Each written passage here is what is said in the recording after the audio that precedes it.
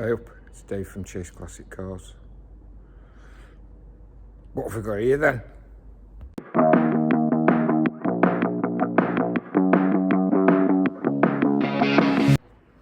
Right, as a kid, to keep me occupied when we were on holiday, Mum and Dad would take me to the toy shop and they'd let me buy an Airfix or an Earlt, whatever, kit. And I'd probably spend the fortnight making the kit, painting it, cutting bits out, gluing it together, getting cross because I've done something in the wrong order and threatening to throw it across the room till my dad helped me. I bought a big version. I think I might have to get some other cars gone first before I could even think of doing this, unless anybody makes me a really, really good offer. When I was about 14 or 15, my dad was into sprinting, which, if you're not in England and you don't know, hill climbs, single vehicle timed events where you go around the track as fast as you could, and you're in different classes depending on your car and everything like that. And he had various cars, MGB, his Mark II Jag, even with a 2.4 engine in, he still had a bit of fun. Went to a local circuit called Kirkbury, which is near Lichfield. Went to Aintree. He went to Donington Park once and managed to get it in the kitty litter. That was a XJ12 coupe, and he tried to drive it out and just dug it in deeper. And they sent a Shogun with a tow rope, and the tow rope snapped and broke the back window of the Shogun. So then they sent a big truck with the chain, and I was quite worried, but eventually he came back to the pits, stones flying everywhere and stuff. And I spent the next hour and a half in the pits, paddock, not pits, pulling stones out while he tried to free the brake caliper off on one side, because he brought the car from a scrapyard with no engine and box, because that had gone in a Cobra replica. And he rebuilt it and he found an engine and box and he wired it, and we painted some weird Jaguars on the side of it because it was, like I say, it was only about 15. And he never looked at the brakes, and so one caliper seized and pulled him off the road. Anyway, going to these sprints, there were lots and lots of different cars, and I'm like, ooh, I like that car. And one car made me end up with my car. Yes, it's not finished, I still haven't made the moulds and whatever. I've made one mould off that wing and that's about it. Anyway, there was one car there that got me into Audis. And I think my mum had an Audi at the time, a Coupe GT 1.9, 5-cylinder, which I ended up buying off her after my Passat got written off by an XR2. But that's another story. And my favourite car there, because it was mid-80s, was a Group B Audi Quattro. And I thought I knew everything about rally cars, but I didn't. So I went and looked at it in the paddock. And it was a very, very kind gentleman. He'd let me look round it and ask him lots of stupid questions. And he was named Tom Hammond. Some people who are into Audis might know who Tom Hammond was.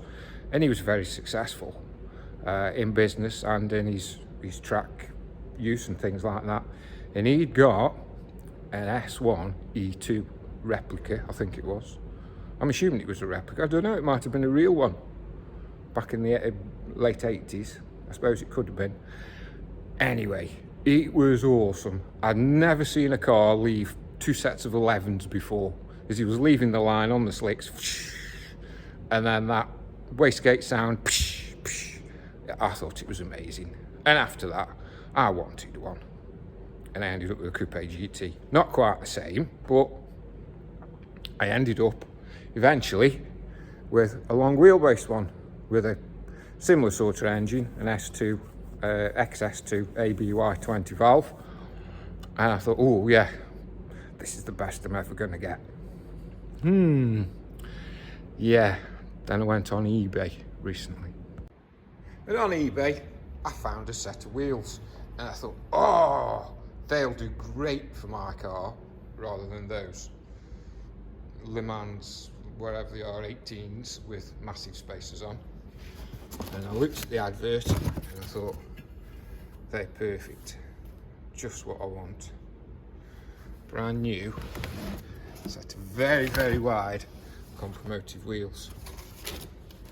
So I got the touch and he said, yes, they're still available. Ooh, got any other Audi stuff? Well, yes, we have. And it turns out, I know why. I'm not going to go into the details. I don't know if the family would want me to, but I've ended up buying all the stuff they had for Audis. So I'm going to show you now. There was a KV engine in gearbox from a Quattro.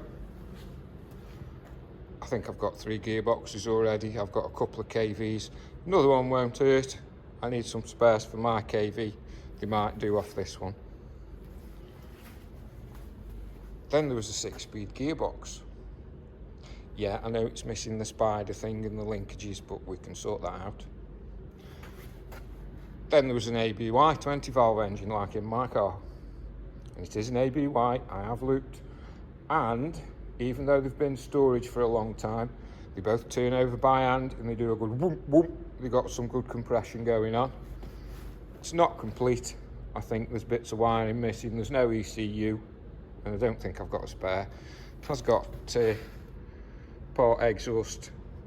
It's got the wastegate. It's got the concertina bit. It's got a turbo. A little bit of play in it. I have got a downpipe or 3 somewhere in my spare stash. Then, and no, the compromotives aren't for sale, by the way. I want those. A pair of lightweight doors. And these doors are Kevlar reinforced, I'm assuming. Brand new set of doors. Everything was really filthy. It's taken me a full day to clean everything up. But there you go.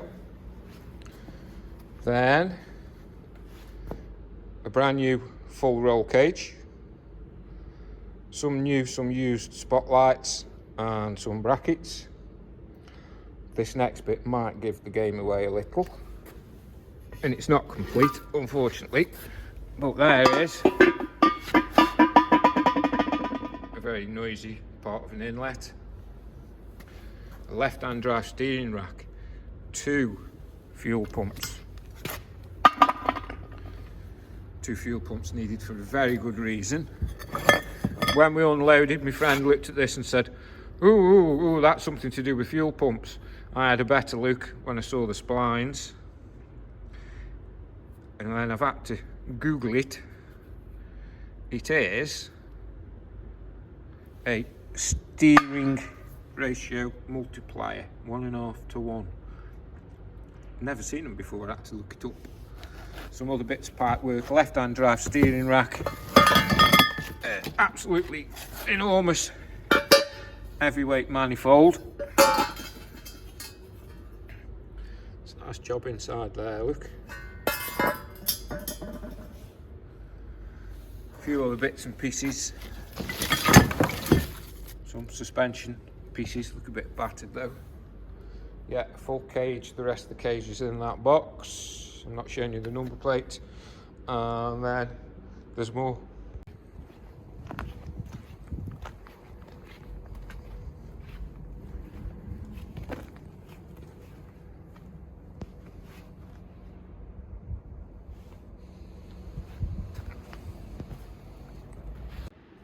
Right, by now anybody into Audis should have really guessed what it is. I didn't shorten it, I haven't done any of the work on it. I need to decide whether I'm doing it, whether I'm finishing that, whether I'm finishing that one, and then there's another one outside, as well as normal day-to-day bread and butter cars that I'm selling. I've got that one. If you've got little runarounds, I'm looking for a small 1 litre low insurance group, manual or auto. Actually, I'm looking for 2. I want one for my son, I want one for my daughter, as they're both starting to drive. Anyway, back onto this. Bits of it will give the game away. If you look at that roof line, I need 2 hands to take the cover off. So I'll turn you off and turn you on again in a minute. that should explain what it is.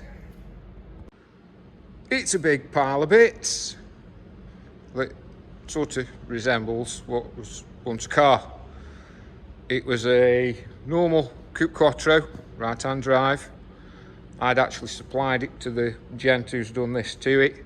I can't remember how long ago. I can't even remember what year it is. It might be a C plate. Got the V5 for it. I can't even remember where I had it from. Now, with these cars, if you don't know, sorry if you do, skip forward a bit. These are 32 centimetres, I think, or some people say 12 inches, shorter than a normal Coupe Quattro or a UR Quattro.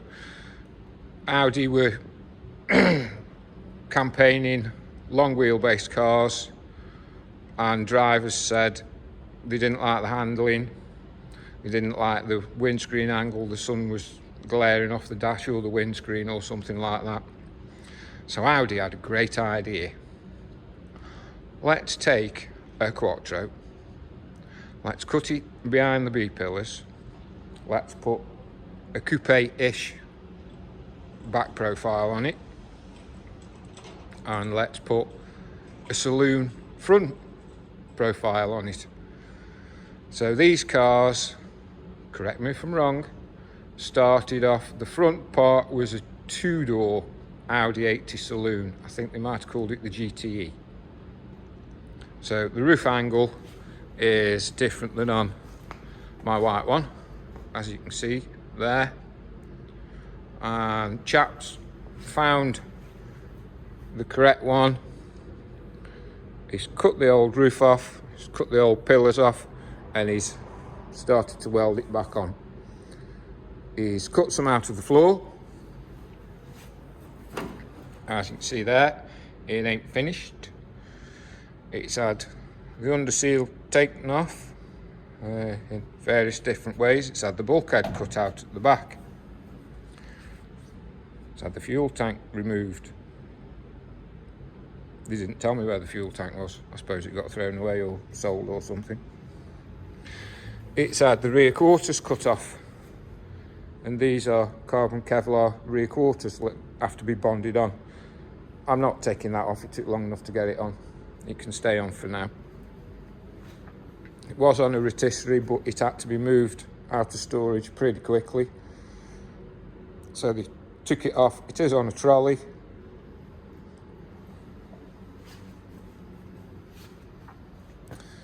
The roof needs some adjustment, as you can see. The C-pillars there on a Sport Quattro are the wrong shape. So it needs cutting and a piece of letting in to get the shape right. There's still lots of trimming and things like that to do. B-pillars are different. B-pillars are narrower. You can get carbon fibre, Kevlar and gel coat B-pillars, because if you're putting a cage in, you don't worry about the B-pillars too much. There's one, the other one never turned up when it was delivered. So I might make some out of steel if I decide to do this project. But to do this project, I need to sell the other B2 Coupe Quattro that you might have seen in the other videos, the Mouse House video, that one. Space, time and money, that's all it is really. I need to finish the MG, as that's a worthwhile saleable car when it's done. So I might do another video on the blue one and let you know, but for now, any comments? What do we do? Do we finish the floor? Do we finish the body? Do I get everything painted, put the cage in, all that? I have some suspension to go on, but it's only 4 stud, but it'll do for moving it around and sitting in and making brum brum noises. Do I let it go as it is with all the parts, apart from the wheels? I want the wheels. Let me know what you think. Thanks for watching. Please like and subscribe.